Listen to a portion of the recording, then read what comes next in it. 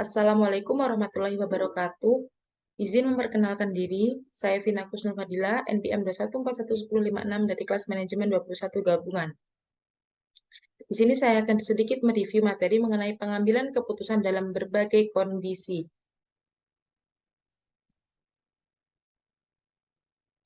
Di sini ada tahap-tahap pengambilan keputusan.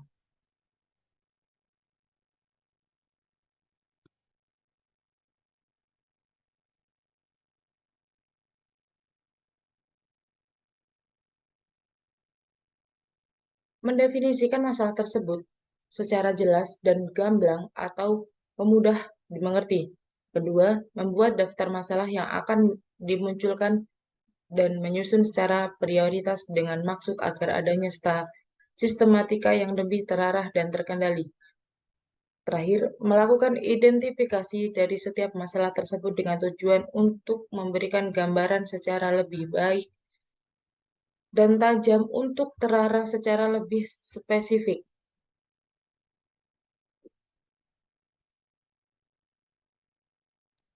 Tipe-tipe keputusan. Teori pengambilan keputusan diklasifikasikan menjadi keputusan terprogram dan tidak terprogram. Setiap keputusan tersebut memiliki perbedaan masing-masing, yaitu keputusan terprogram. Dianggap suatu keputusan yang dijalankan secara rutin tanpa adanya persoalan-persoalan yang bersifat krusial. Karena setiap pengambilan keputusan yang dilakukan hanya berusaha membuat pekerjaan yang terkerjakan berlangsung secara baik dan stabil. Keputusan terprogram mampu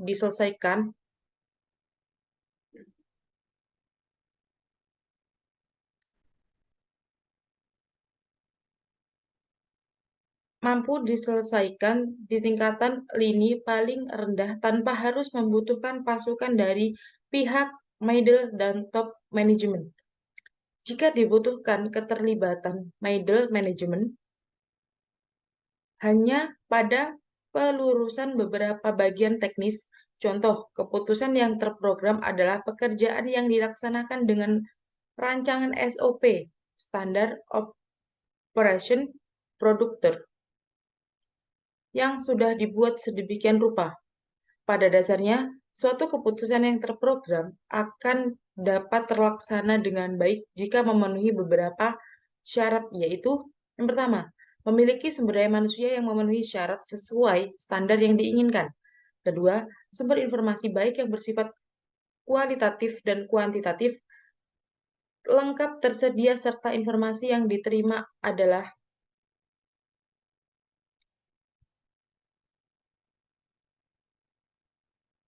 yang ketiga, pihak organisasi menjamin dari segi ketersediaan dana selama keputusan yang terprogram tersebut dilaksanakan. Terakhir, aturan dan kondisi eksternal organisasi mendukung terlaksananya keputusan terprogram ini hingga tuntas, seperti peraturan dan berbagai ketentuan lainnya, tidak ikut menghalangi bahkan sebaiknya terus mendukung. Selanjutnya, keputusan yang tidak terprogram.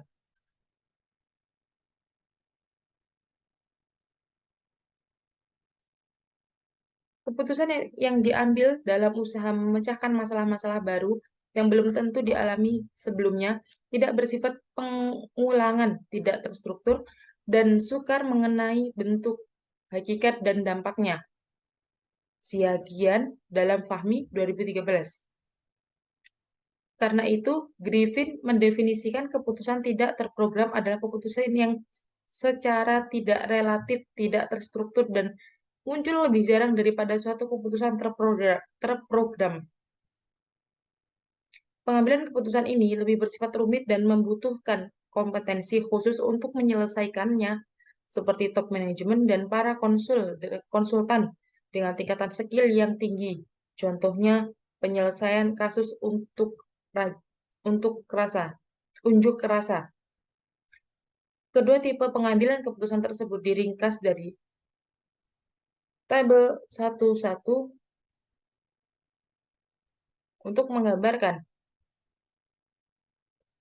untuk menggambarkan tentang perbandingan kategorisasi pengambilan keputusan dimulai dari karakteristik sampai pada titik keputusannya.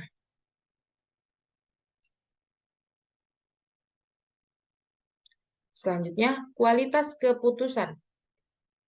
Kualitas merupakan mutu dari pekerjaan atau hasil yang telah dicapai dengan proses yang dilakukan, sehingga kualitas keputusannya merupakan mutu yang dihasilkan dari hasil keputusan tersebut, yang telah diaplikasikan atau telah diuji secara maksimal dan terlihat hasilnya secara maksimal, serta dinilai secara maksimal tentunya akan menjadi lebih jelas dan lebih bisa dipertanggungjawabkan kebenarannya daripada penilaian secara tidak maksimal tentunya.